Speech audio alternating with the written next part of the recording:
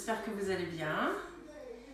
Je suis Héloïse Brion de Miss Maggie's Kitchen et je suis ravie d'être de nouveau invitée par elle à table pour passer ce moment avec vous, le partager et partager cette recette. En fait, vous allez voir, c'est très très simple, mais c'est une quiche aux asperges, courgettes et parmesan qu'on va réaliser ensemble. Et évidemment, on va faire sa pâte maison parce que vraiment, moi je reçois des messages, alors il y a des gens qui maintenant ne font que ça, je suis ravie, mais c'est vraiment pas très compliqué, même quand on n'a pas de robot, et ça change tout au niveau du goût, de tout. Donc ça fait du bien de mettre les mains dans la pâte, on se recentre un petit peu, c'est un peu une méditation. Ce que je vous propose, c'est qu'on va commencer par mettre notre four peut-être un petit peu à préchauffer déjà, donc on peut le mettre à 180. Voilà. Et on va faire un tour des ingrédients. Donc encore une fois, comme d'habitude, je suis avec Christophe, mon mari, qui est là et qui va pouvoir lire vos questions, répondre à certaines questions, parce qu'il connaît pas mal des réponses déjà. Mais donc n'hésitez pas à lui poser des questions, etc. Il me les lira et on avance comme ça. Et après, vous pouvez toujours m'écrire aussi sur mon compte sur Miss Maggie's Kitchen si vous avez d'autres questions, etc. Et je compte sur vous, comme toujours, pour voilà, m'envoyer des photos, vos retours, etc. Ça me fait vraiment du bien. J'ai reçu encore des mots doux ce matin. Et vraiment, à chaque fois, c'est vraiment très très chouette. Première question. Alors Adena pose cette question suivante. Juste une question, 50 centilitres égale 500 g de crème fraîche. Ouais, c'est à peu près, 50 centilitres, c'est à peu près 500, ouais. Voilà. Il y a Julie de Nice qui est là. Qui? Julie. Ah, coucou ma Julie. Je vois Maman Bulle Nice. Hello Julie. Coucou.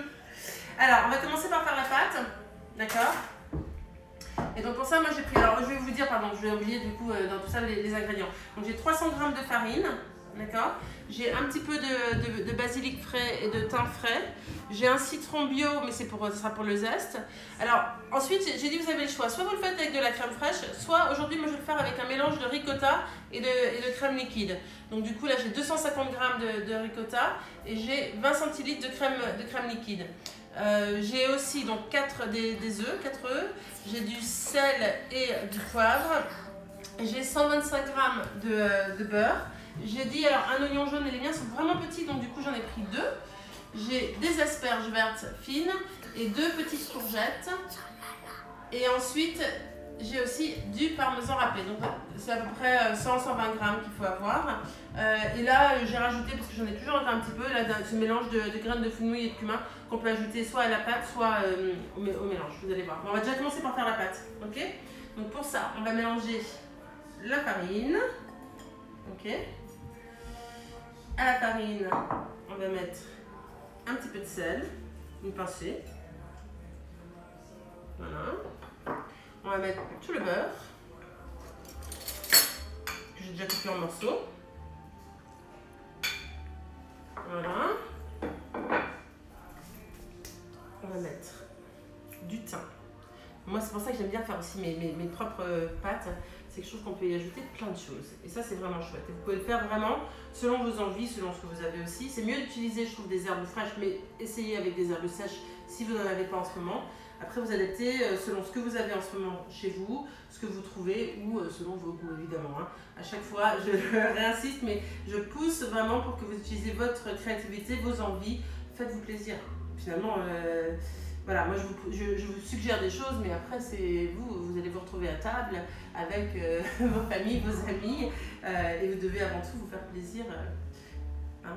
Pas à moi, mais à vous. Donc voilà. Alors, quel type de pâte fais-tu? Alors, c'est un mélange, c'est un mélange un peu pâte brisée, vous allez voir, toute simple, qu'on utilise comme base pour plein de choses d'ailleurs. Vous pouvez utiliser pour du sucré aussi, en rajoutant du sucre et des épices si vous voulez. Mais que j'utilise souvent quand je fais même une quiche Lorraine à la maison. Ou j'ai une tarte aussi d'automne, dans laquelle je mets du lard aussi fumé dedans. C'est très très bon. Alors, je vais mettre aussi un œuf entier. Et après, j'y vais avec mes mains. Alors, est-ce que cette recette fonctionne aussi avec des asperges blanches? Oui, pourquoi pas, j'ai jamais essayé, mais il n'y a pas de raison. D'ailleurs, là, je vous propose avec des asperges et des courgettes, mais vous pouvez la faire avec d'autres légumes. Hein.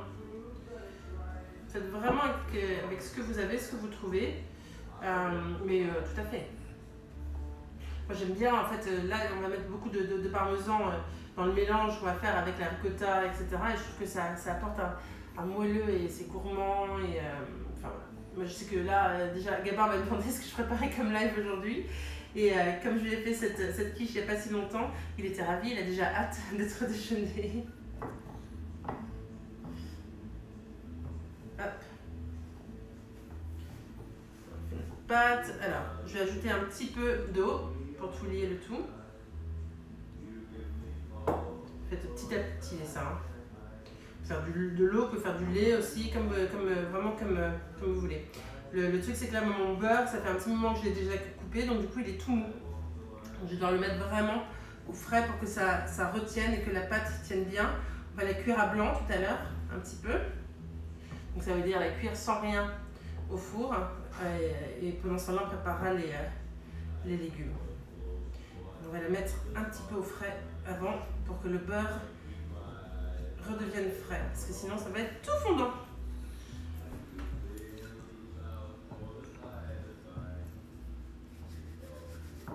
Alors si vous avez un robot, faites-le avec votre robot aussi, si vous voulez. Moi c'est vrai que j'aime bien faire avec les mains, je sens et du coup je sens bien comment ajuster la pâte, etc. Je trouve que c'est ça qui est plutôt chouette et ça fait du bien. On a besoin de ça.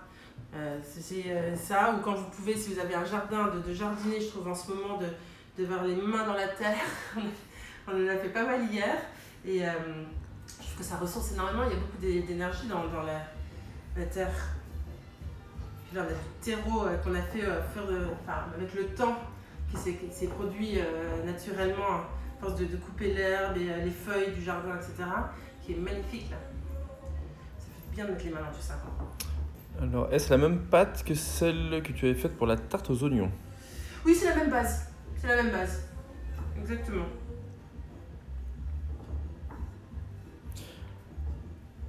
Après, vous pouvez rajouter ce que vous voulez. Est-ce que là je vais mettre le cumin et les fenouils dans l'appareil, mais vous pouvez tout à fait le mettre. Mais c'est vrai que j'aime bien, moi, mettre là, j'ai mis du thym frais. J'aurais pu mettre aussi le basilic, je l'utilise ailleurs, mais n'hésitez pas à l'ajuster comme vous voulez. Hop. Alors moi, au lieu de faire vraiment une boule, j'aime bien faire un petit peu un disque comme ça. Je trouve que c'est plus facile après pour l'étaler. Vous pouvez aussi, si vous avez la place dans votre frigo, de la pré-étaler complètement. Hop. Je vais la mettre au frais. Un petit peu. Alors juste les mains.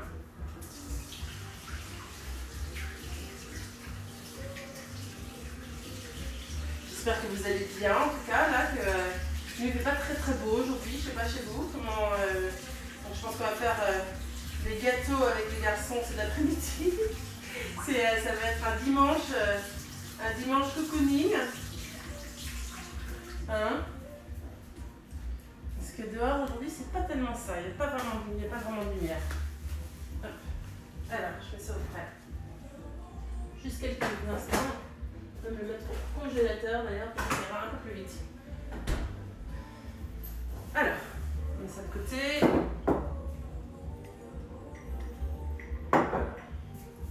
On va commencer par s'occuper de nos oignons.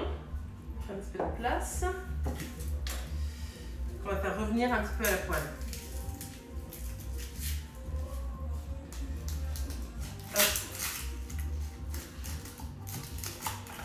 Alors là, il y en a moins à éplucher que pour la tarte aux oignons, pour le coup. Et tu m'étonnes, c'est quelque chose. On va moins pleurer.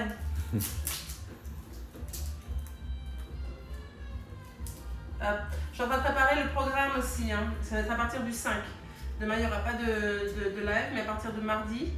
Donc du coup, je vais envoyer la newsletter, j'espère ce soir, avec toutes les informations. J'attends encore quelques informations d'invités pour tout vous dire. Il y aura vraiment des invités très chouettes cette semaine, donc j'ai hâte de partager tout ça avec vous et ces moments avec vous. Donc si vous n'êtes pas inscrit à la newsletter, inscrivez-vous. En plus là je suis très fière de moi parce que depuis hier soir j'ai réussi, j'ai trouvé, je deviens un geek avec le confinement, c'est un truc de dingue. Quand vous allez recevoir pour la première fois en tout cas la newsletter, si vous inscrivez maintenant, vous allez recevoir aussi un petit bouton, il est marqué archives, vous aurez accès à tous les newsletters d'avant. Donc, ce que je vois, il y a souvent des recettes qui reviennent, on me demande la recette des brownies, la noix de coco, etc. Tout sera dessus. Donc, ce sera vraiment plus facile pour vous, pour moi aussi. Et donc voilà, j'ai réussi j'ai trouvé ça. Alors, question de Mel, prévoyez-vous la réalisation et la publication d'un ouvrage recette lors du confinement? Ce serait fantastique. C'est une bonne idée. Pourquoi pas, c'est une bonne idée. C'est une bonne idée. Souvenir un petit peu, un petit récapitulatif de tout ce qu'on a pu faire ensemble, parce que c'est vrai qu'on en a fait pas mal ensemble. Donc il y en a d'autres à venir, et puis il y a des recettes avec des invités qui ne sont pas mes recettes, mais c'est des invités, donc pourquoi pas, c'est une bonne idée. Il y a Sophie Monin qui demande comment s'inscrit-on sur ton site directement, hein, sur le site, oui, sur la page d'accueil, il est noté inscrivez-vous, tout simplement à un moment donné, et vous mettez un peu toutes les informations. missmaggieskitchen.com. Voilà. Et hop. Et comme ça, vous recevez tout. Ensuite, en fait, sur le site, vous allez voir sur la page d'accueil, je mets un petit peu un recap du programme. Mais je ne mets pas tous les ingrédients. Dans les newsletters, parce que sinon ça prendrait trop de place, dans les newsletters, vous avez vraiment tous les détails des ingrédients qu'il vous faut, par rapport aux dates et tout. Et donc, ça vous permet aussi de vous organiser, de voir quel live vous souhaitez voir, à quel moment, etc. Et là, attendez, je vais juste mettre un petit peu d'huile dans ma poêle. Hop. On va allumer ici. Et je vais faire revenir les oignons. Hop.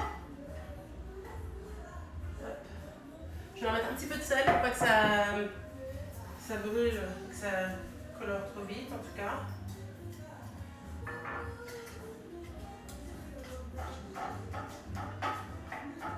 Voilà. Je les laisse prendre doucement. Je vais aller pendant ce temps-là chercher ma pâte. Hop. Je vais mettre. Je réponds à Charlotte, oui, la recette sera disponible après. Oui, elle sera disponible après, oui. Alors en fait, ensuite il y aura donc le replay à la table. Et le à la table va poster une photo de la recette avec tout le déroulé en dessous après. Donc vous allez voir, vous aurez tout. Alors on va voir si elle s'étale bien, parce que là c'est vrai que mon beurre était très mou. Alors, comme toujours, moi j'aime bien le faire entre deux feuilles de papier sulfu. Je mets un petit peu de farine. Hop, alors, elle se casse, elle se brise déjà, elle ne devrait pas te briser. Pas d'épices avec les oignons, une question. Pour l'instant non, là j'ai laissé un peu revenir et je pense qu'en fait je vais ajouter le cumin et les graines de fenouil. Mais dès qu'ils auront commencé un petit peu à être fondants. D'accord ?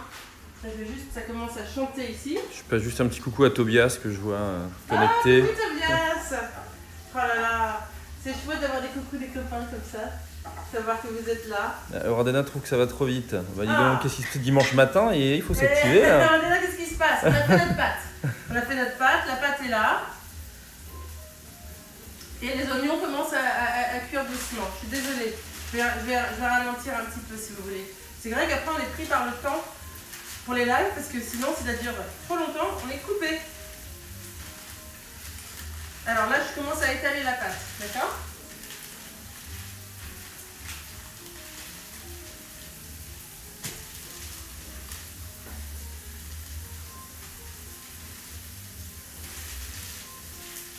Dites-moi si vous avez des questions, hein. Vraiment. Sur ça, sur d'autres choses, sur une autre recette. Alors, petite question, il y a un œuf dans la pâte ou pas? Oui. Un œuf, ok.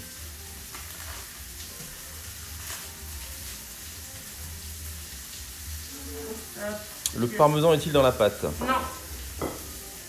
Le parmesan, il est encore ici. D'accord. Hop. Je mélange un peu ici. Merci pour le super truc pour étaler la pâte. Ça, c'est pratique en même temps. Ah oui, alors vous savez, moi j'ai commencé à faire ça en fait quand on vivait encore à Paris. Là, ce serait moins grave, mais c'est vrai que sur les petits comptoirs qu'on a, en fait, on n'a pas une immense cuisine hein, à Paris, moi les maisons étaient petites, on n'a pas sur les comptoirs, les petits comptoirs qu'on a, je me suis dit sinon je vais mettre de mes deux. En plus notre cuisine elle était bleue et noire. Les meubles étaient noirs, ouais, la farine. Alors de la farine partout tout le temps, donc c'est pas possible. Et donc du coup je me suis dit c'est pas mal comme ça, au moins ça met moins de farine farine partout, c'est pratique, ça colle pas. Je rajoute une petite pincée de graines de fenouil et de cumin aux oignons, ok? Ou deux, allez, 2 pincées, soyons généreux. Ah, peux-tu redonner rapidement les ingrédients de la pâte, oui. s'il te plaît? Donc il y a 300 g de farine, 125 g de beurre, un œuf, du sel, un petit peu de thym frais et j'ai mis un petit peu d'eau pour qu'elle tienne bien, mais c'est tout. Hop, là je vais éteindre le feu parce que ça va très fort. Comme ça je fais un peu avec vous. Tobias. Question importante. Faut-il être beau et gentil comme la chef et le chef-op pour réussir cette quiche? Tobias, je suis une quiche et j'arrive à la faire. Donc, je vais y arriver. Mais Tobias, tu sais que tu es très beau toi, donc toi j'ai aucun doute. J'ai hâte de pouvoir t'accueillir ici en Normandie, hein, depuis le temps qu'on en parle. Donc j'ai cru voir une photo de toi passer d'ailleurs, t'as les cheveux qui ont poussé là maintenant Tobias. Hein? Ça te va bien? J'aime bien. Tobias c'est un très très bon ami, très doué. Très doué. Et coiffeur, dans la mode notamment, beauté, etc. Énormément de talent. Alors, là ça sent bon, ça caramélise doucement, mais le feu est éteint. Mais comme la poêle, en fait je fais exprès de laisser la poêle au-dessus encore, parce que du coup il y a encore de la chaleur qui vient de là où il y a le gaz. Et la poêle est chaude, donc du coup ça garde bien tout au chaud. Hop, alors, notre pâte, pas trop mal. Et puis je veux dire, moi, hein, je le dis tout le temps, mais on ne cherche pas une perfection.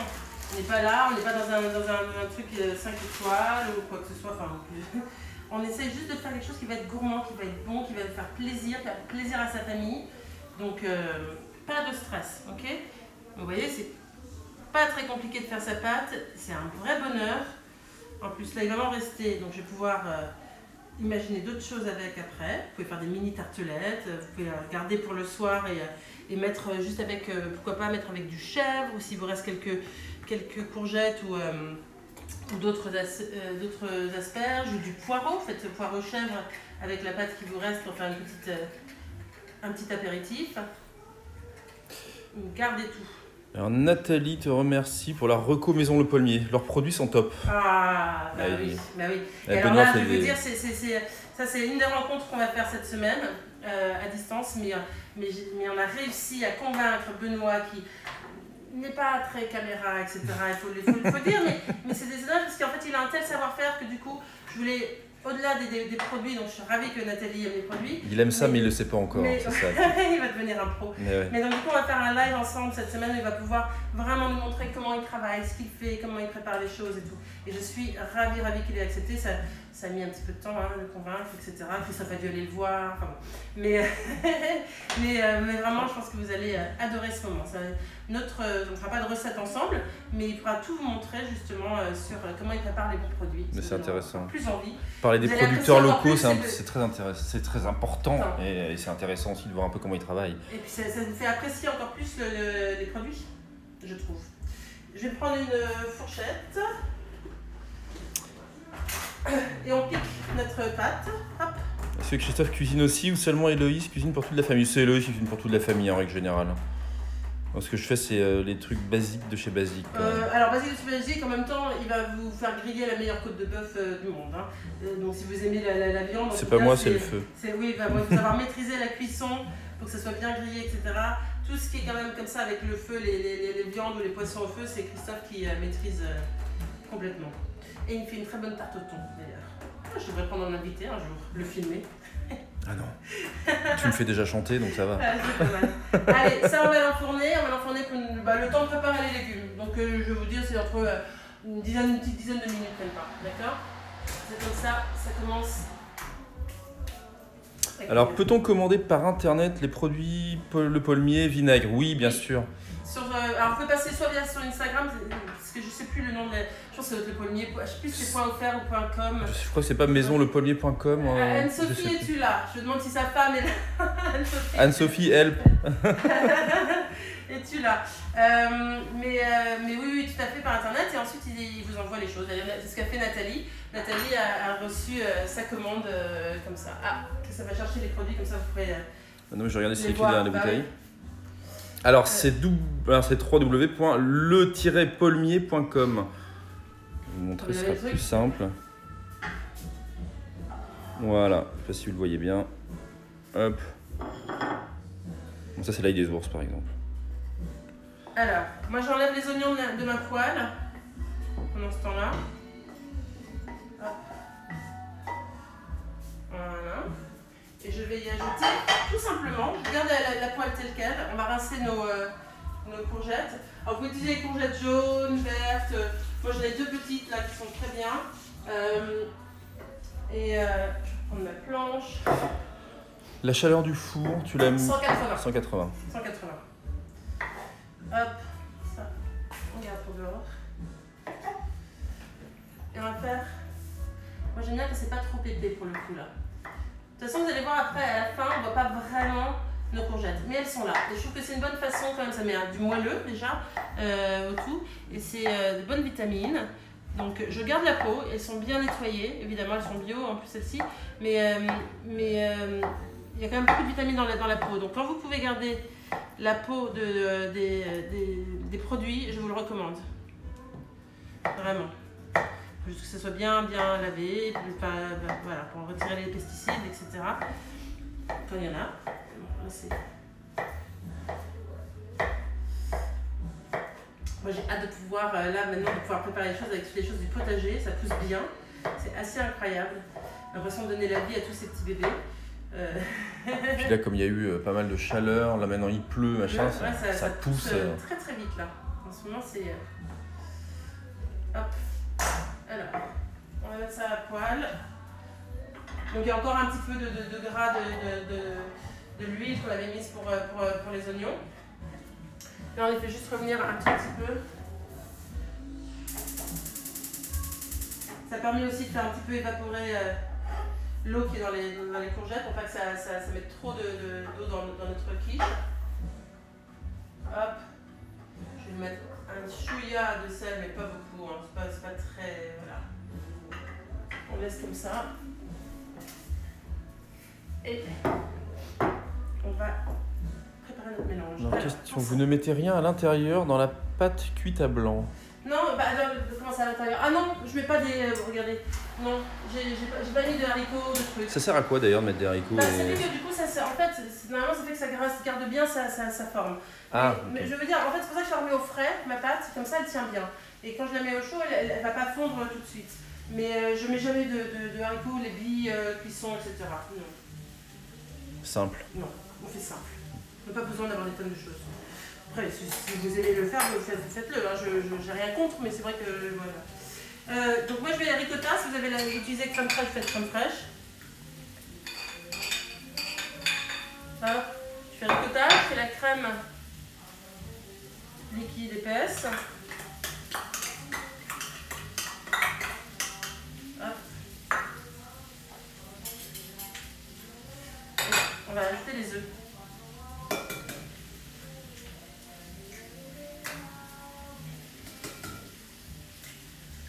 Donc tu as 2 œufs. 3 œufs, pardon. 3 œufs. Je ne le voyais pas. Hop, on mélange tout.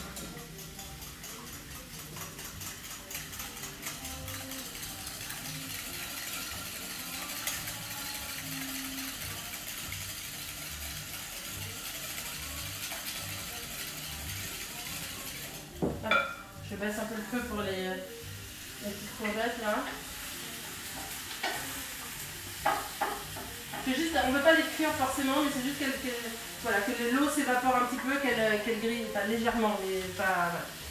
Je mets du poivre, enfin là c'est du 5B, mais vous faites comme vous voulez. Hop.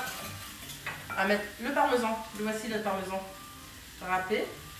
Tout. Vous allez voir, c'est tellement onctueux après, c'est tellement bon. Bon, je veux dire qu'on nous sommes vraiment des grands fans de parmesan à la maison. Mes parents qui allaient en Italie avant tous les étés me ramenaient des gros blocs de parmesan, ça disparaissait très très vite. Une vraie passion parmesan. Hop. Alors, citron. Oh, dis donc, un citron. Surprise, surprise, un citron bio, d'accord? Parce qu'on va utiliser là le zeste. Alors, j'ai enlevé mon petit.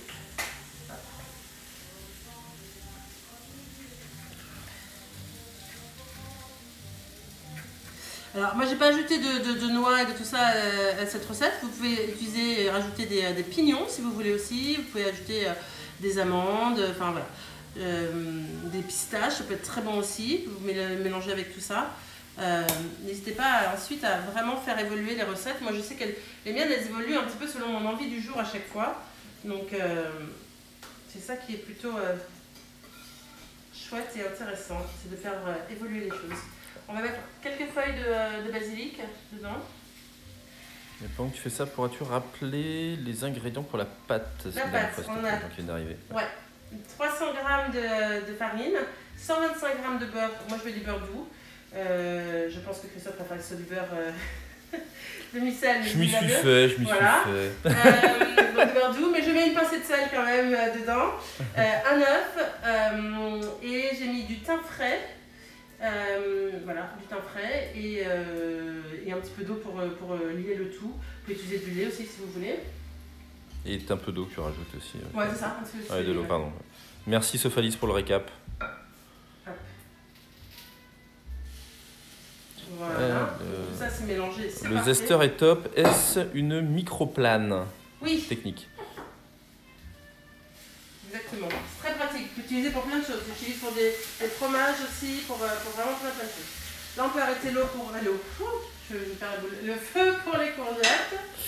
Le beurre était-il mou?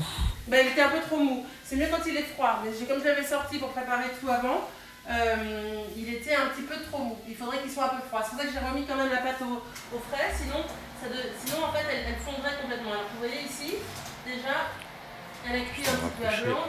Je la porte. Et donc, du coup, elle a bien tenu quand même sur les côtés. Ok? Voilà. Et après, voilà, on va mettre. Je cherche mes petits trucs. On va mettre les oignons.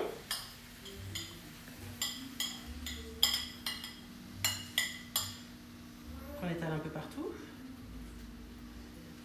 Alors, Camille te dit merci pour toutes les recettes, c'est beau et c'est bon, la salade de pois chiches, un délice. Ah, ça me fait plaisir, ça me fait vraiment plaisir. Merci à vous, en tout cas pour tous vos messages qui me touchent énormément. J'espère que cela vous permet de découvrir et de voir que la cuisine, ça peut être aussi, ça fait du bien déjà, c'est un moment pour soi ou qu'on partage avec quelqu'un, mais quand on prépare ensemble, mais qui ne prend pas non plus énormément de temps. Mais c'est pas une corvée. J'ai été interviewée là par magazine et c'est le côté de vraiment trouver le plaisir dans la cuisine. Je trouve que c'est ça qui est vraiment essentiel. Et quand on nourrit bien son esprit, on nourrit bien son corps. Voilà. J'adore votre côté, pas prise de tête, la reine du vide. Avec Christine qui te dit qu'elle a encore régalé ses amis hier avec la tarte au citron Franou. Ah, c'est chouette, ça me fait plaisir, Christine. Alors, là on a ça, ok. Alors, qu'est-ce qui est mieux, plat, tarte en porcelaine ou métal? Tu préfères quoi, toi? J'ai les deux. T'as les deux. Alors moi j'utilise celui-là, pourquoi? Parce qu'en fait le fond, enfin le fond s'enlève, ouais. Le s'enlève, et donc du coup je trouve ça chouette ensuite de pouvoir, et j'arrive assez bien à enlever le fond aussi du coup quand c'est en métal comme ça et le mettre sur un plat de présentation, donc je trouve ça sympa. Maintenant il y a des très jolis plats en porcelaine qu'on peut mettre à table tels quels et qui sont très beaux. Donc là-dessus j'utilise les deux, en fait, personnellement. Hop, alors, on va verser la préparation par-dessus. Donc on a mis les oignons, ensuite les courgettes qui sont très légèrement revenues sur le tout.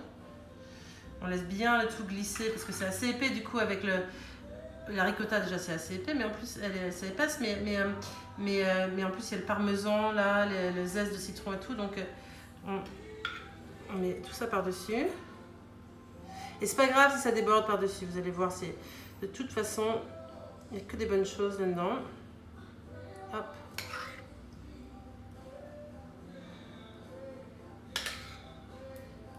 Voilà. Et encore un petit peu ici.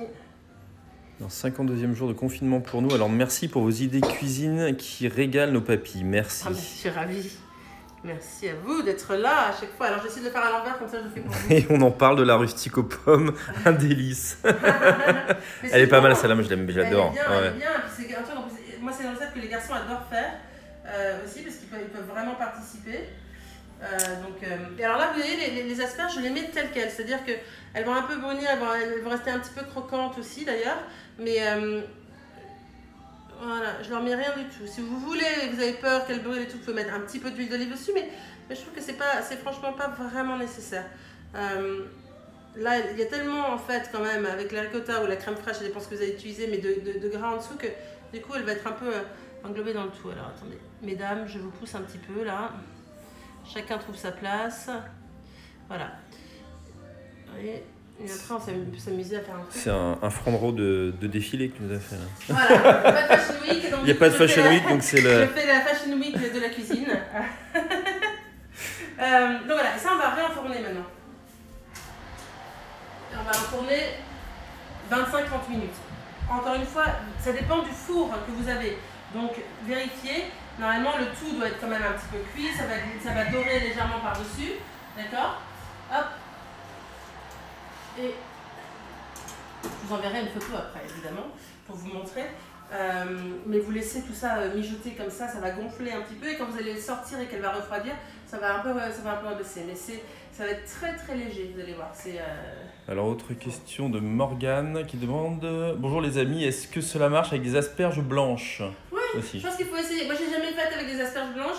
Alors après, si elles sont un peu épaisses, les asperges blanches, en tout cas, ce que je vous conseille, parce que j'aime bien faire avec des fines. Je trouve que c'est assez joli. Il y a un côté moins lourd.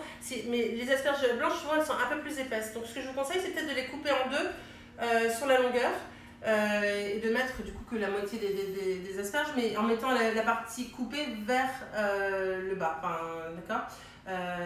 Donc la partie non coupée vers le haut, évidemment, Héloïse. J'adore les dimanches matins. Mais bon, bref, vous avez compris. En tout cas, moi j'aime bien les asperges vertes. Alors, si vous avez des asperges sauvages, vous pouvez en mettre plein, c'est délicieux. On dirait un bouquet vraiment sur votre table. Sinon, si elles sont blanches, coupez-les vraiment en deux sur la longueur. Comme ça, ça sera un peu plus élégant, je pense, sur le tout. Est-ce que vous avez d'autres questions? Je sens qu'il y a des gens qui doivent dire des choses parce que tu ris. Non, du tout va bien. Tout va bien. Alors, j'ai loupé la partie parmesan. À quel moment là tu as ajouté ton parmesan? Alors, le parmesan, en fait, moi j'ai mélangé donc ricotta, mais si c'est crème fraîche, c'est crème fraîche. Mais j'ai mélangé, en fait, quand j'ai fait ce mélange, j'ai mis la ricotta, la crème liquide épaisse, les 3 œufs. Du coup, j'ai ajouté le parmesan à ce moment-là. D'accord. Ok. Donc comme ça, il est vraiment mélangé dans le tout et il va être partout dans la quiche. Les asperges sont crues, oui. Oui. Ouais. J'aime bien moi, les asperges crues, comme ça, je trouve qu'en plus là, elles vont cuire un petit peu 25-30 minutes quand même. Et je trouve que c'est assez, elles gardent un petit peu de croquant, mais c'est assez pour les asperges. C'est déjà beaucoup. Donc voilà. Je vais peut-être reprendre le téléphone, comme ça je vois vos questions, je vous réponds. Hop. Directement, me voici, me voilà. Je suis ravie en tout cas de passer ces moments avec vous. En tout cas, merci encore à la table. Hein. C'est chouette comme invitation. Alors, combien de temps la cuisson? Moi, je mets 25-30 minutes. Il faut vraiment, ça dépend de votre four, mais vous vérifiez, il faut que tout soit un petit peu doré, gonflé sur le dessus. Voilà, quand vous voyez que ça c'est bon, ça veut dire que c'est cuit normalement. D'accord. J'ai hâte de voir vos photos. Prenez soin de vous. Inscrivez-vous à la newsletter si vous voulez le programme. Je vais essayer de le faire jusqu'au 10-11 mai en tout cas. On continuera des lives après de toute façon parce que je trouve que c'est un rendez-vous maintenant qui fait partie de ma vie et j'adore ces moments de mélange avec vous. Vous verrez tout la recette en détail avec le déroulé, les ingrédients et tout sur le compte de À la table. Ils vont mettre la photo avec tout le déroulé, tous les ingrédients vers 12h30 normalement. Donc vous aurez vraiment tout pour revoir et puis vous pouvez revoir aussi le replay évidemment. Et ensuite moi je le mets sur la chaîne YouTube Miss Maggie's Kitchen. D'ailleurs, tous les lives y sont. Donc, s'il y en a d'autres qui vous intéressent, allez sur la chaîne YouTube, vous verrez tout. Merci d'être là, merci d'être au rendez-vous le dimanche matin comme ça, c'est vraiment chouette. Et je vous souhaite une très belle journée. Envoyez-moi des questions si vous en avez. Prenez soin de vous, faites-vous du bien. Journée cocooning, hein, gâteau et série, je pense au rendez-vous. Je vous embrasse très très fort. À très bientôt. Bye bye.